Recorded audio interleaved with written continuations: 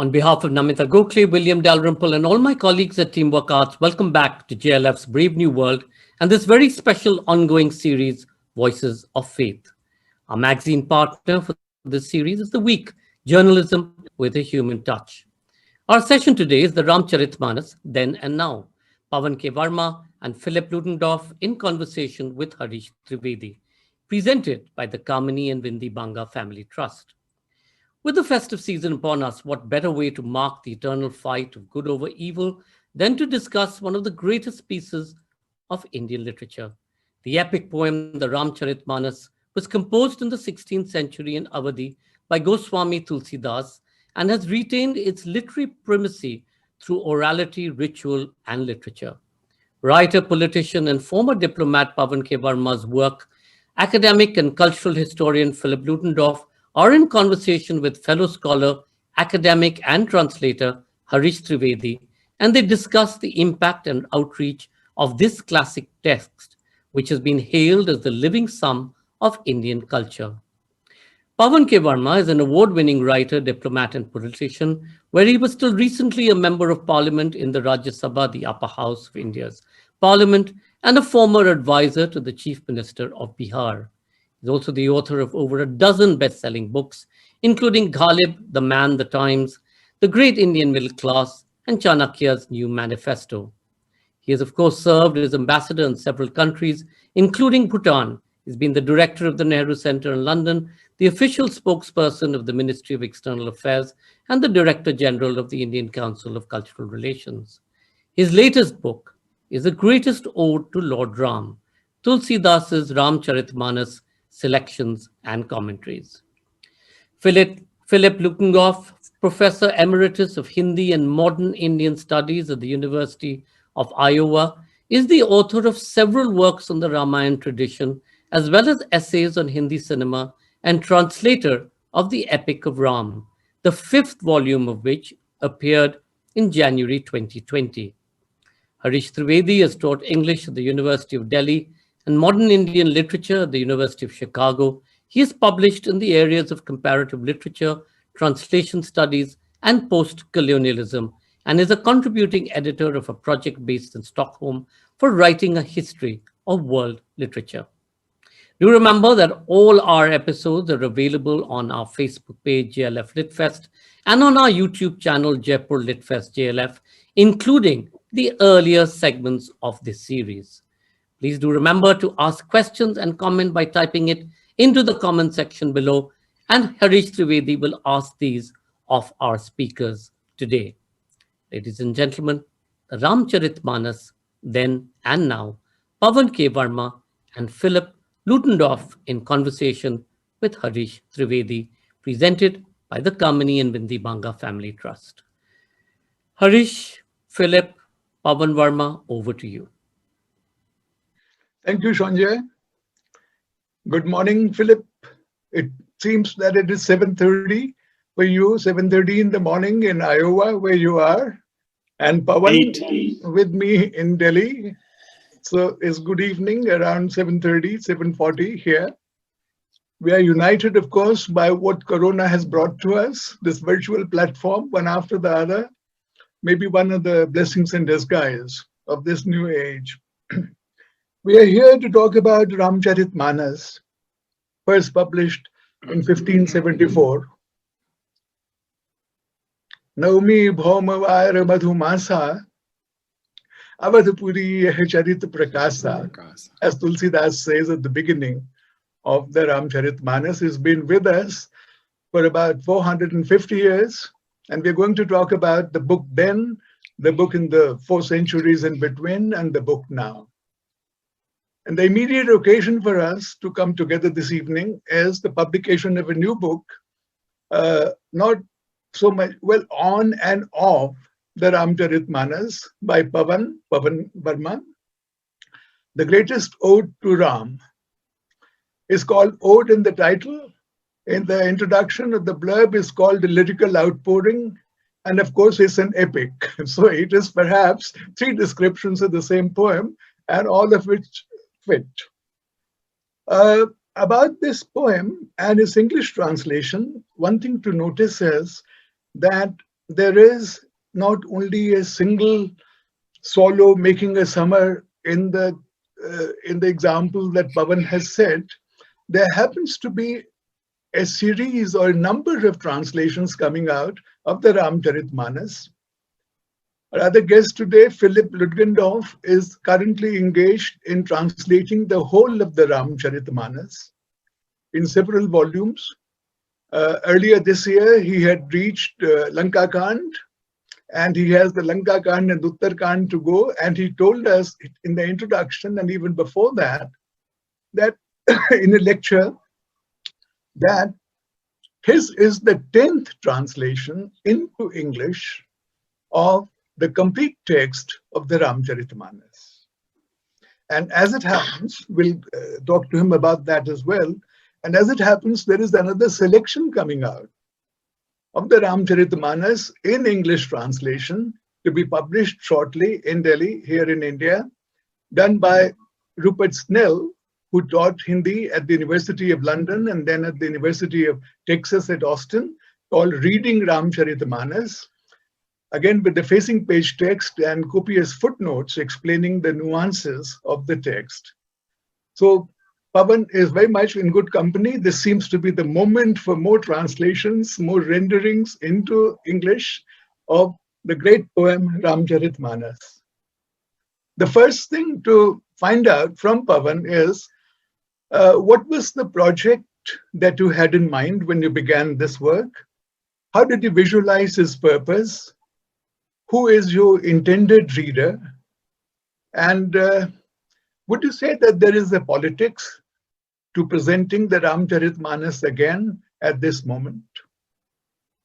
Well, thank you, Harish.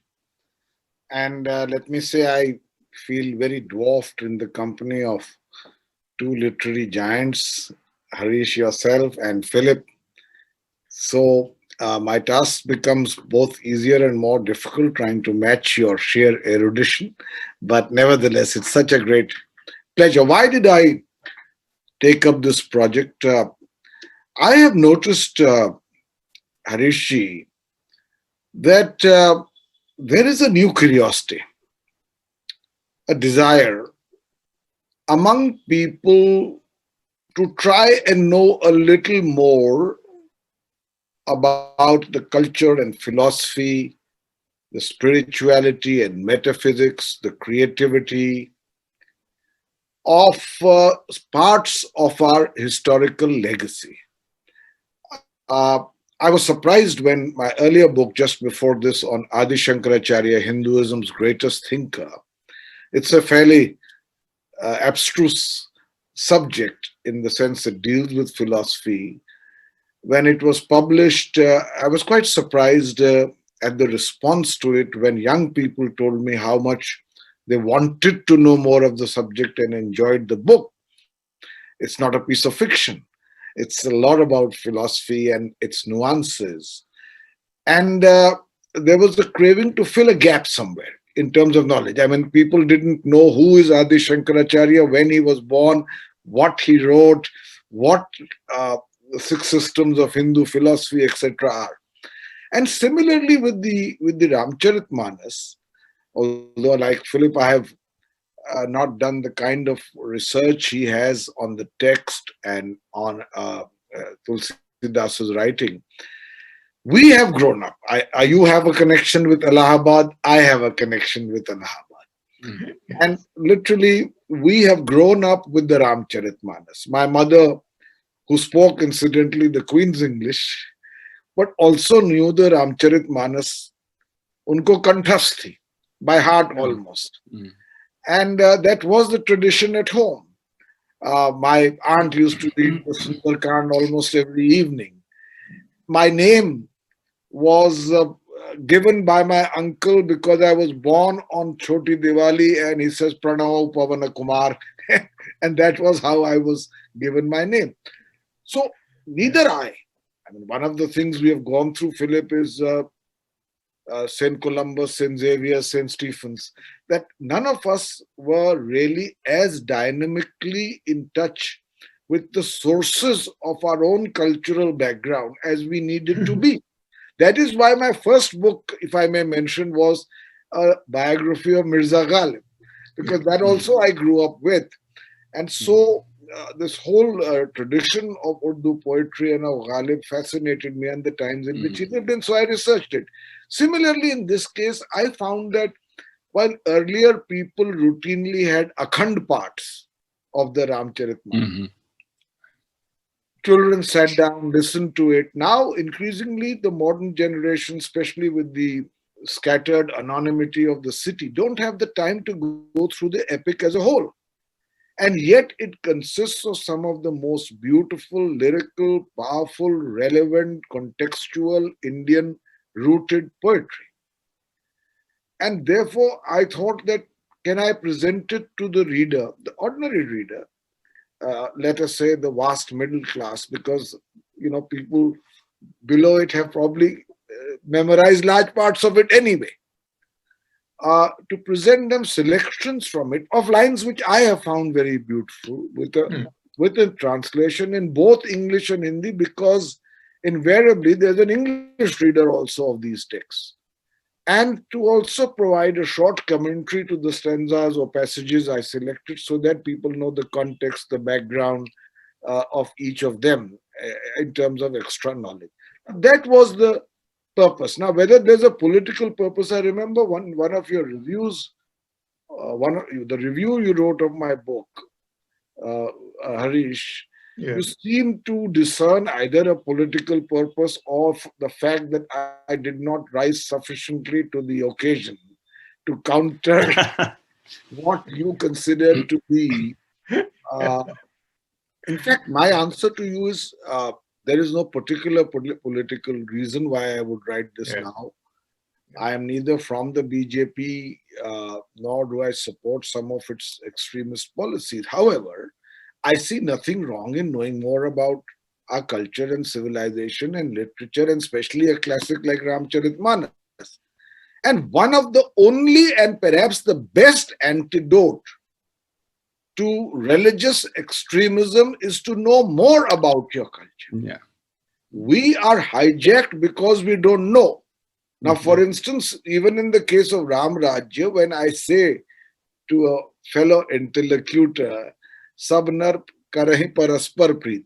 I mean, that's one where everyone loves each other. I can quote something from the Ramcharitmanas to back up my point of view, rather than allow people who are otherwise ignorant, but their aggression is in direct correspondence to their ignorance. So you need to counter them. And you're absolutely right. Yeah, absolutely right, Pavan. In fact, when I said, was there a kind of politics in your mind? Everything is politics. Whether one supports the BJP is politics. Whether one does not, that is the politics of its own kind. We are all politically situated in the largest sense of politics. And therefore, whatever the political complexion or one's understanding of this great text, one is still being political and putting forward a book which is so controversial, and increasingly so just because Ram is controversial. Because the hero has become controversial, therefore the book has become controversial. I'll ask you next, right now we'll go to Philip. I'll ask you next about the principle on which you made the selection.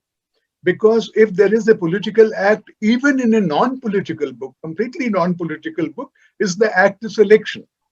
And while the 44 passages and extracts that you have selected and translated and offered a commentary on, very incisive commentary very often, I was surprised that a passage that's very dear to me in the context of 1992, Babri Masjid, and the whole explosion of a particular kind of discussion of and topicality of Ram, I missed that. And that is Ravana Rathi Viratha Raghuvira Dekhi Bibhisana Bhayo Adhira. The chariot, the Rama Rath, that was launched in 91, I think. The answer to that lies in the Ramcharitmanas, that physical Rath is not what obtains victory. It is the metaphorical Rath of virtues, as Ram tells Vibhishana, that obtains that victory that is never to be there in my selection. It is there in your selection. Oh, how wonderful. How wonderful. Is one of the 44? Yeah. We'll come to it. We'll come to it. Philip, you have decided to translate the whole of the Ramcharitmanas.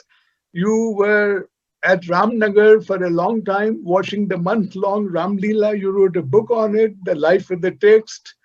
Philip, Pavan remembers a review that I wrote long back, which I don't. You might remember a review that I wrote of that book long back. The review never forgets, I find. The reviewer may forget, but the review does not. Now, you are translating the whole of the Manus for Murthy Classical Library, that grand project headed by Sheldon Pollock, published by the Harvard University Press. Surely your project is different, your purpose is different, and your assumed reader is different too. How would you visualize that? Yeah, well, let me say first of all, because you said that I'm doing the 10th translation. Actually, now it's become the 11th because Rohini Chaudhary published a 3-volume translation with Penguin India last year. Right. So I'm now the 11th, which I actually think is kind of auspicious. You know, Hanumanji is the 11th Rudra, right? So I'm hoping for some Ashirvad that way. Yes, this translation. Also, one other thing, my translation hopefully will be complete in 2023. That is volume 7. Volume 6 is supposed to come out. That's Lanka Kand is supposed to come out in 2022. And volume 7, Uttarakhand in 2023, which happily is the 400th anniversary of the passing, the physical death of Tulsidas, traditional date, 1623. And then 2024 will be the 450th anniversary of the Prakatya, you know, the revealing of the Manus, as you mentioned. So anyway, we do have a lot of kind of timely Ramayana connected things going on right now, besides other issues that you raised. What I had in mind in the translation, I was approached by Professor Pollock from the Murthy series and asked to do it. And, you know, the Murthy series in general is trying to bring out works that have not been translated before into English or hardly. So the Manus is an exception because it's a much translated pre-modern classic. And initially I balked at the idea and I said, you know, why don't you use one of the existing translations? But they felt that because of the great importance of this text, they wanted it to be represented in the series early on. And the first Murthy books came out in 2015 and 2016 were. Hello. I think we've lost Philip. I took it. Philip's back. Philip, Yeah, we lost you momentarily. Okay, am I back? Yeah, you're back. Can you hear? Can you hear me now? I apologize. And what my bandwidth is not great. Yeah. What I wanted to ask you specifically was, obviously the reader that Harvard University Press and the Murthy Library have in mind is not the reader primarily in India, or is it? Well, it is actually. The books come out both in the US and in India, and the Indian edition, as you know, is very beautiful and very good quality and also very reasonably priced. And that's part of the objective of Rohan Murthy, who is the patron of the series. Are you in any way addressing the present moment of the discourse? Well, I think the series is, and I am certainly trying to as well. You know, Rohanji got exposed to the classics of Indian literature at Harvard while doing a PhD in computer science and taking some extra elective classes, and discovered this fantastic tradition of literature and philosophy that he had not been exposed to growing up in elite English medium schools in India. And so the series, I think, especially the Indian edition is aimed at people who've had an English medium education, but they can hopefully read the relevant script, in this case Devanagari. That's right. And you have a they can look page, at the facing side page by text. side. Yeah. And Pavan has not only the Devanagari on top, but also a transcription into Roman script. And then the translation into English, followed at the end of each section by a commentary. So Pavan, going back to you, if the Rath is there, that's utterly wonderful. That is one of the key points to discuss here. Maybe I can mention one. 44 extracts is not enough. You could have chosen 440 and had a difficult time finding a publisher, perhaps. But were there any passages that you were keen to put in, except that there were too many of those? I would say that, two passages that again present a different aspect of Tulsidas. One is the Manthara, speech to Kaikeyi, which is as deeply psychological as, for an Anglophone reader, let me say, as deeply psychological as anything in Shakespeare. Let me pay the ultimate compliment there. And then the humorous passages like the Lakshmana Parashuram Samvad or the Angad Ramana Samvad, because as you say, divinity needs to be humanized. And humor is one of the great ways of humanizing divinity. But one passage that you have at great length, which I really admired, I think is the poetic highlight of the whole epic, for me at least, is, I don't know whether it's love at first sight or it's something at first sight between Rama and Sita. Kankana kinkini nupura dhuni suni, kahate lakhan san Rama hridaya guni. You have in your commentary too offered a wonderfully delicate and nuanced exposition of that passage. How do love and duty coexist in the ideal, the Maryada Purushottam, Ram, as depicted by Tulsi? Well, actually, I believe that, first of all, on the selection, all selections are by definition selective. So I chose passages. Tulsi, the Ramcharitmanas has so many beautiful passages. But first, let me say, I chose to a great extent dialogues. I want to emphasize the fact that in Hinduism, the dialogue is important, not the fiat. And as I've mentioned in the series before and in other lectures, most of the evolution of Hinduism and the establishment of its foundational principles and worldview have happened through intellectual dialogue. The Upanishads are a dialogue.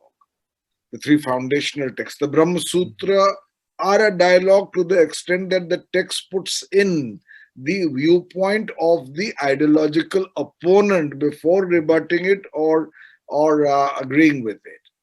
And the Bhagavad Gita is a dialogue between Krishna and Arjuna, and so the Ramcharitmanas is replete with dialogues, and I wanted to include them in the selection. Now, as regards love and duty, now this is very interesting because Tulsidas could not write, no writer with the kind of depth and rootedness in the Hindu philosophical tradition can write without the larger knowledge of many of the principles of Hinduism. The four Purusharthas in Hinduism are Dharma, Artha, Kama, Moksha. And so in a sense, there is both, of course, philosophical validity for Dharma, but equally for material well-being, Artha, and equally for the pursuit of the physical or the legitimacy of the sensual. And in our tradition, at least the way I have understood it, and I've written extensively on it recently, there is no clash between the two, because even Vatsyayan, in the first chapter of the Kama Sutra, responds to an imaginary interlocutor who asks him why the book by saying, these are the four Purushas. The first three, Dharma, Artha, and Kama, if pursued in proportion and not in exclusion, lead automatically to Moksha. Maryada Purushottam Ram is not flamboyantly a lover, as Krishna is. He is Leela Purushottam. And Maryada Purushottam Ram cannot frolic in the groves of Vrindavan, as described in the Bhagavad, the Vishnu Puran and other texts. However, Maryada Purushottam Ram, Tulsidas takes a lot of pains to see that his human traits in his human avatar also come out. And one of these comes out most beautifully at the time of his birth, when he is in his regalia as divinity and his mother says, become a child. Yasuk param anupa. And the Lord immediately complies to become human. And similarly, in the romance of Ram and Sita, it's extremely nuanced. Here, there are no passages like that in the Bhagavad Puran about the Ras Leela, which are frankly, if not sensual, erotic. Or Jayadev's Geet Govind.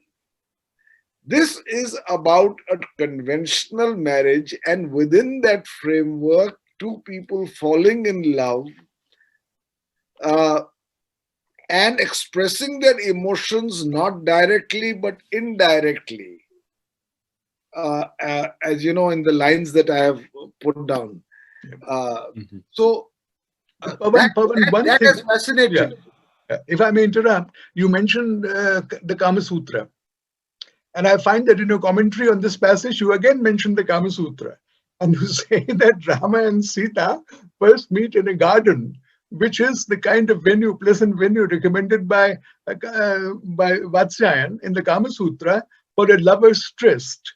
Now, lover's tryst is going a bit too far, isn't it, for the first meeting between them? I don't think it was intended as a lover's tryst. No. She was there, yeah, and the two brothers were there. That's right. And then they meet but don't exchange a word. That's right. And that is the beauty of the description of the romance. They fall in love, literally in the modern parlance, at first sight, but there's not an exchange of word.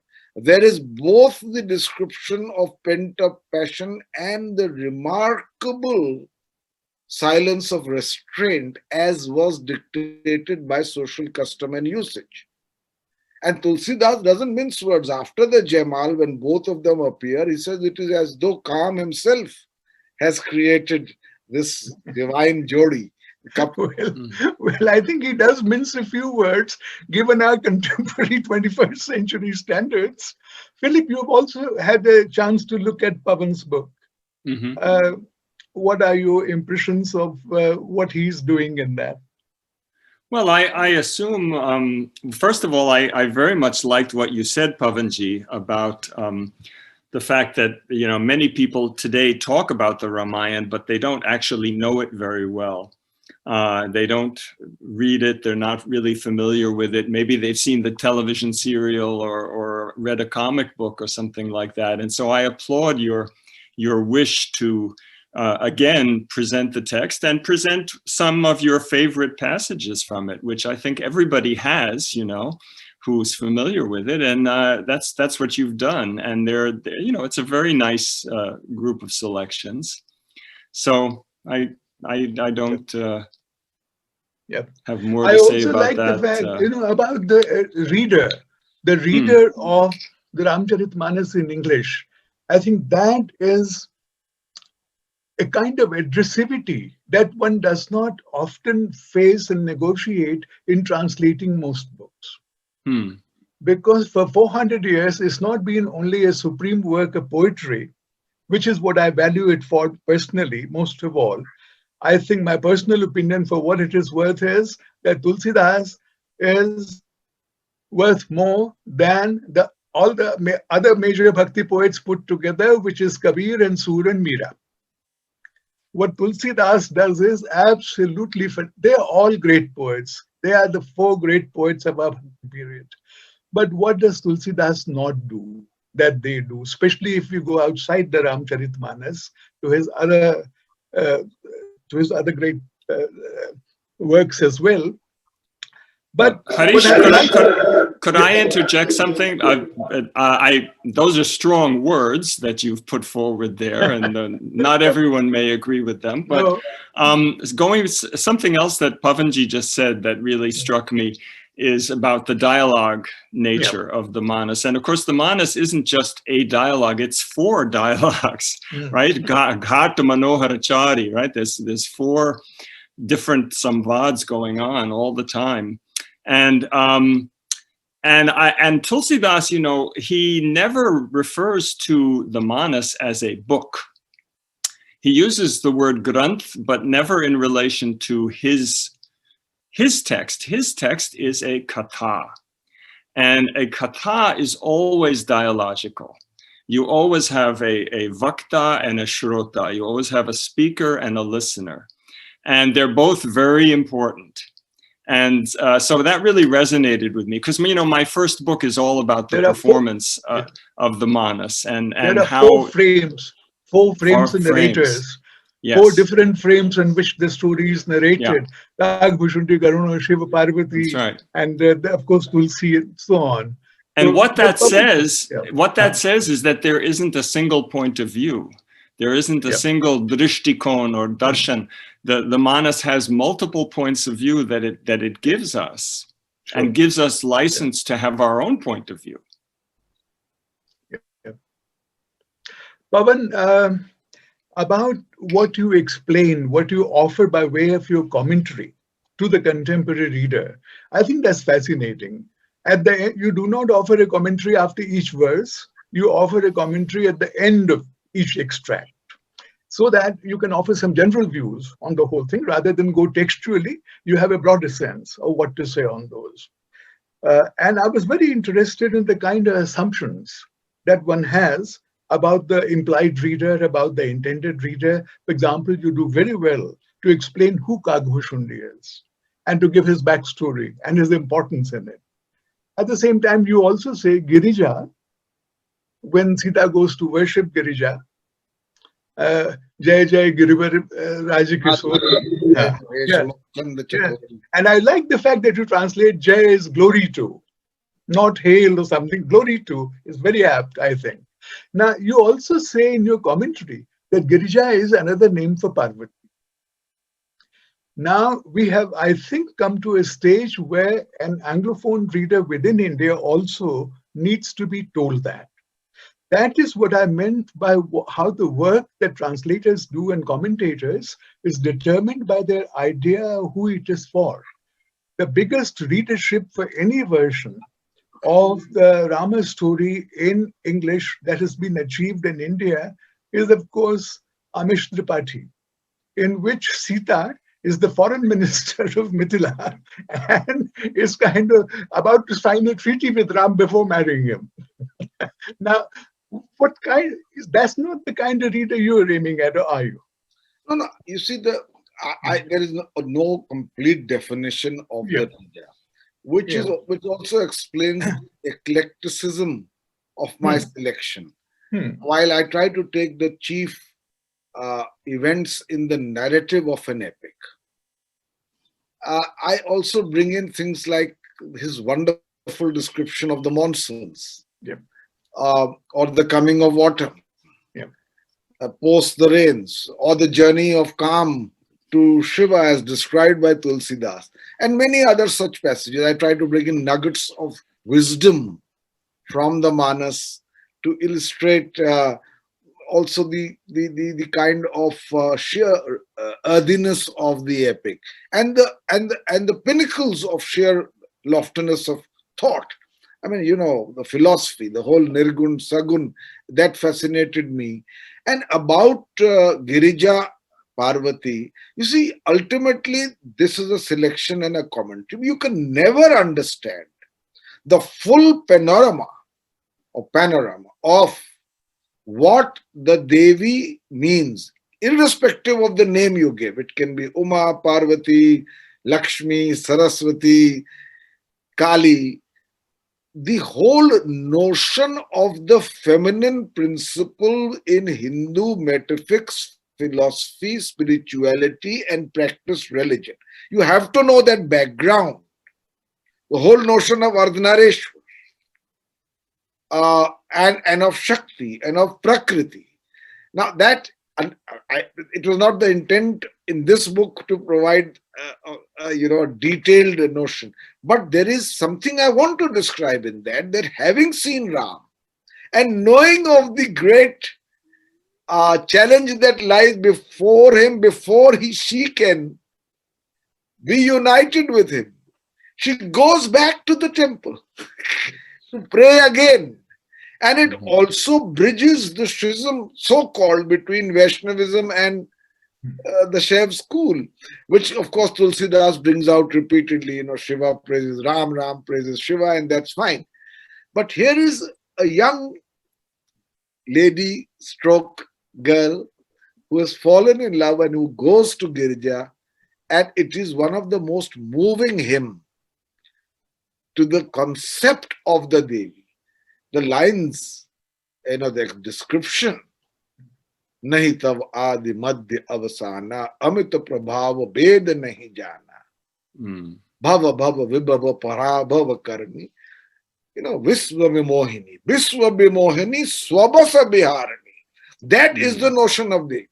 Independent, autonomous, yes, conjoined, and a consort to a male god, but essentially, as the 6th century book Devi Mahatmya says, sometimes even above the male god. That is the notion of, I don't think any other religion, and Philip can correct me, gives us such a role. And by the way, that contrasts with the way we have gender discrimination following the 2nd century CE. Not before that, if I may argue. Even though that is taken as a norm, it was not there before. And I've discussed this in some detail in the earlier session. But after the 2nd century CE, with the emergence of the Dharma Shastra and the Manusmriti, there was a great deal of subjugation of women. But at the level of concept, Sita ji and the notion of the Devi, in general in Hinduism, has no parallel in any other religion. We are perhaps coming towards the conclusion, if not to the conclusion. And one thing that is, I think, the modern will be very much in the front of modern reader's mind will be what you very nicely juxtapose, Pavan, towards the end of your selection as Tulsi's description of Ram Rajya and his description of Kali Yuga. They make such a fine contrast. I think that is where the values of that epic are embodied finally in the summing up. That Satyuga is the ideal state. It's not Satyuga, is Ram Rajya in Treta Yuga. Satyuga has already gone. And just say one thing sure. Very quickly. You see, the answer to shallow or misinterpreted renderings of the concept of Maryada Purushottam Sri Ram is not to ram in the opposite point of view, because then you reduce yourself to that level of that dialogue. But to bring in knowledge about what was the conception of Maryada Purushottam Ram. For instance, to the critique, and that's why I refer to your review, which you may have forgotten, but a writer always remembers the many things, many aspects with which his book has been discussed and remembers it with respect. That's why when I use a line like par hit saris dharam nahi bhai, par peeda sam nahi athmai, as an answer to the weaponization of Sri Ram, you cannot find two better lines ascribed to Sri Ram himself as he explains it to Lakshman. Right, absolutely. Now, it seems to me that the bottom line question about an old text, a religious text, a scriptural text in the modern age, when we render it again, is what is it advocating? It's true that many of our values are conditioned by the times we live in. We cannot expect Tulsidas to have been a modern 21st century man. All that is absolutely true and given. At the same time, now, given a different kind of social consciousness, you describe how the Kali Yuga in Tulsidas's description is a kind of erosion or decline in many ways It is a decline of the social order being disrupted, is poetry declining, learning declining, the only learned man being he who indulges in self-promotion. That's a beautiful line for our times, that the economy collapses, that Brahmins are disobeyed, and there is erosion of ethics.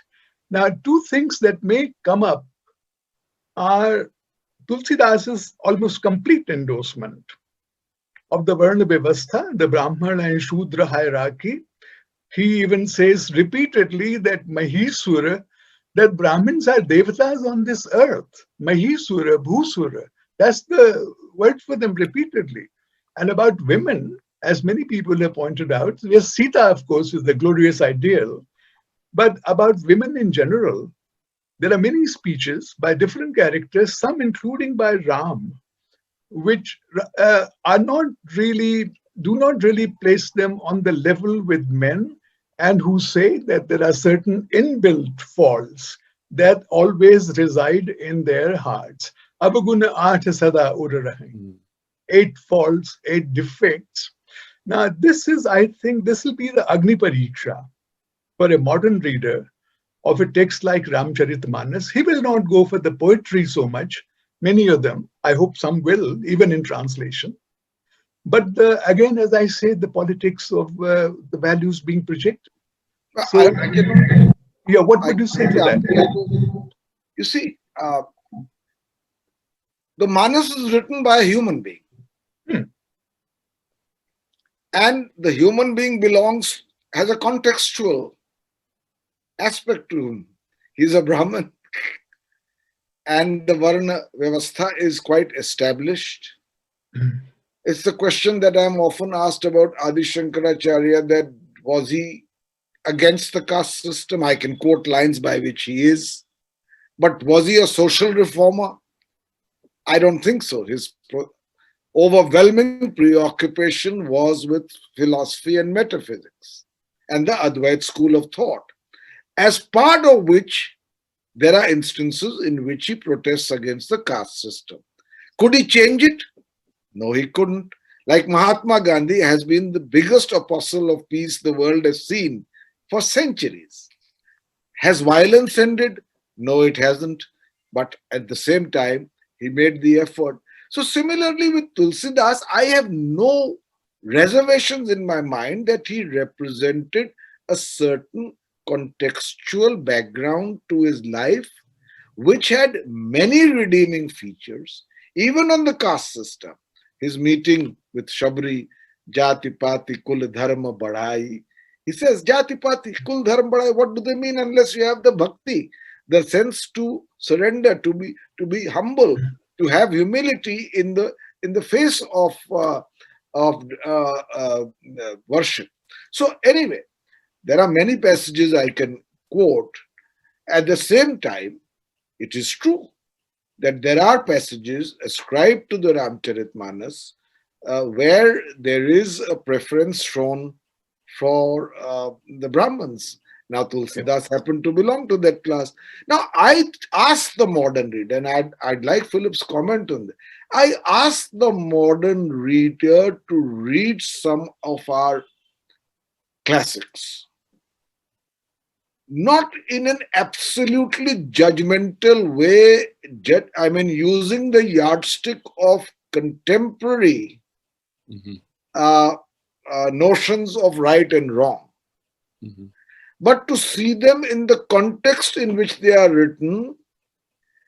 And unless there are no redeeming features in terms of what they consider absolutely non-negotiable, I would expect them to show this kind of perspective to a classic like this, even when women are concerned.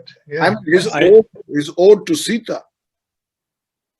I'd like a chance to. We want to be liberal, not only generally but also to Tulsidas. I find Pavan that you say he can be forgiven for his lack of progressive views. Philip, Harishji, I'd like a chance to respond to this point as well, because I've been thinking about it. Pavan has already invited you to respond. So I think every great work of literature, and certainly every great spiritual classic, has both a historical and a trans-historical dimension. And as Pavan has rightly said, we have to see the Ramcharitmanas in the context of its time, late 16th century. And Tulsidas in many ways is a man of the time, right? But he is also a person who transcends the time and whose literary greatness transcends it. Yesterday, through the miracle of the internet and the circumstances of COVID, I watched a Royal Shakespeare Company production of The Tempest. You mentioned Shakespeare earlier, Harish Bhai. Then I took part in a discussion of it with an English professor here at the University of Iowa and several graduate students. And I mean, you know, this is a play that has really fascinated me for years. And you know, it's a play that has, on the one hand, some extraordinary psychological and philosophical depth, and you have Prospero's amazing, almost Vedantic speech, you know, we are such stuff as dreams are made on, right? And our little life is rounded by a sleep.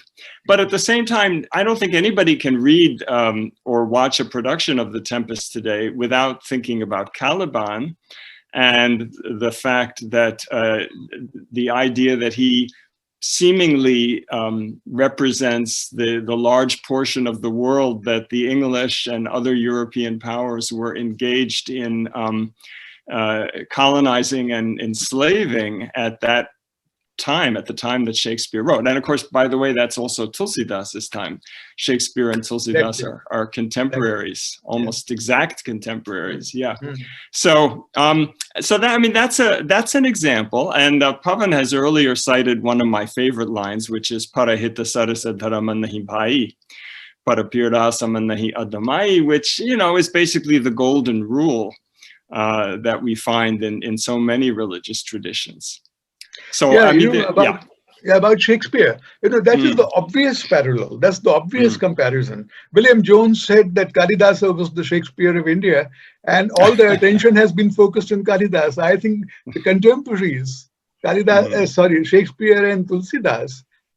Shakespeare also has, of course, he was a dramatist, so we can say some character says it, and he does not say it. But he also has a number of very choice things to say about women, which are not very flattering. Not nice. And as for the Brahmins, he supports kingship almost blindly. He supports authority. And The Tempest, of course, I've taught it for many years. One of my favorite texts in Shakespeare, the post-colonial text in Shakespeare, as you say, as one of the interpreters from Italy said about the book, Caliban is the bad native, the rebellious native. And when independence comes, he will be shot at dawn. Ariel is the good native, and he will become prime minister. So there is the contrast. There is the contrast. And similarly, there are preferences of the times reflected in characterization.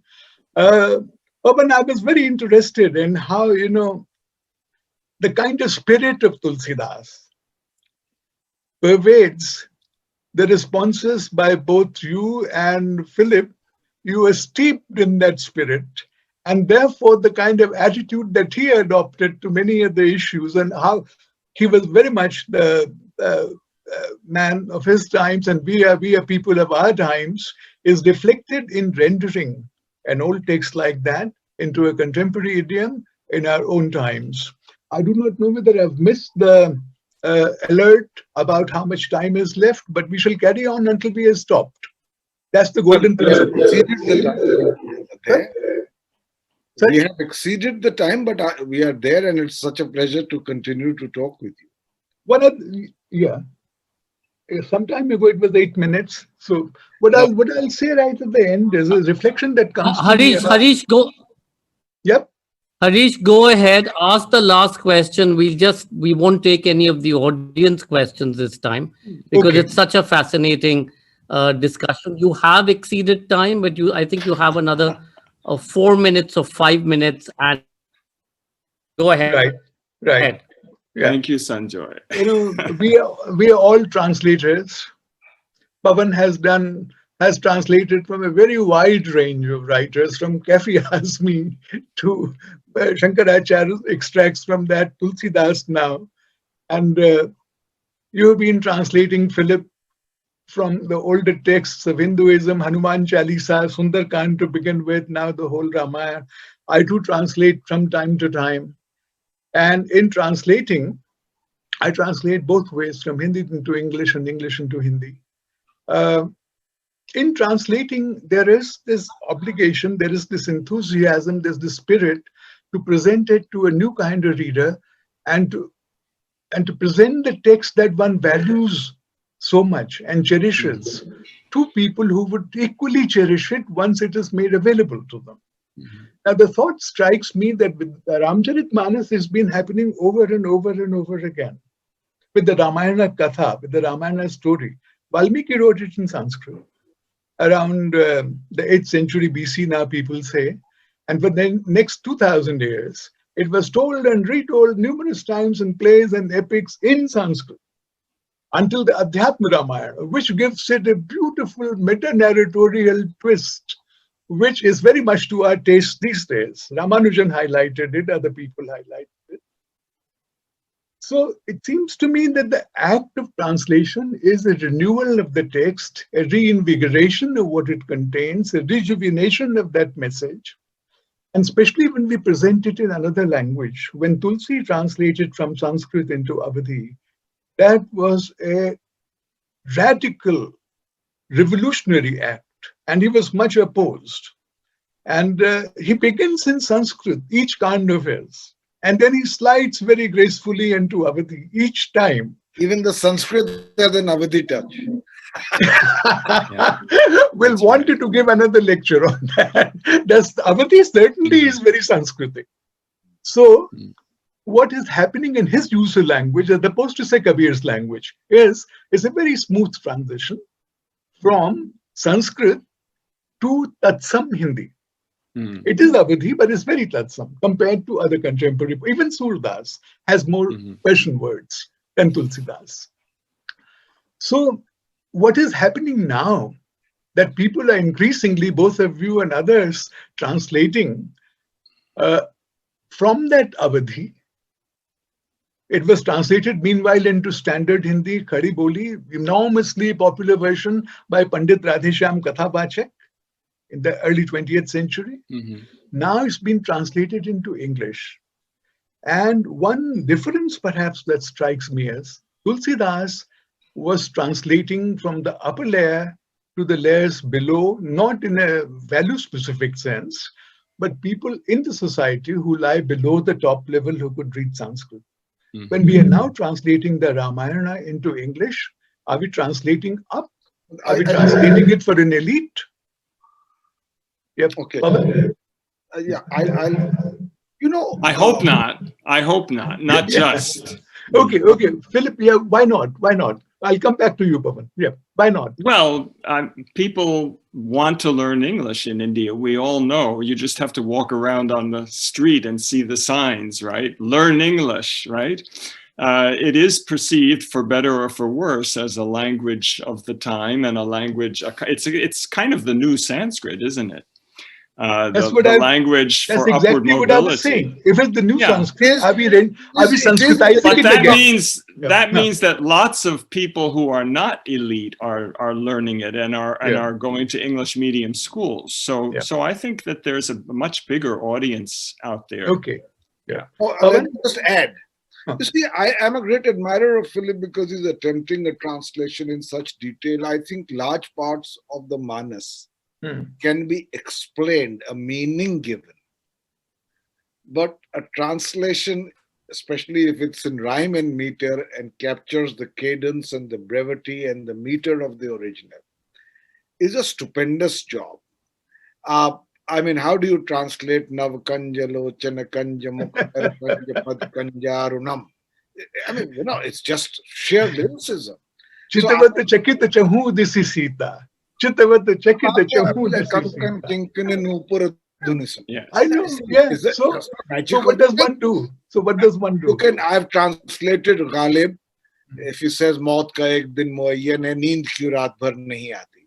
So that's easier to do, although Ghalib is a difficult poet. I say, But Pavan, are we translating up? A Are day we is translating up when we day is translate fixed. from I'll just Indian complete languages what I'm into saying. I'll English? just Yeah, complete what I'm saying. yeah, A yeah. day, the translation is simpler. A day is fixed for one's death. Why pass then the night unslept? So you can do it. But Tulsidas's lyricism and the rhyme and meter of it, it's very difficult to capture it in the sense of the original. As they say about translations, it's like transferring perfume from one bottle to another. However much you try, some of the fragrance is bound to be lost.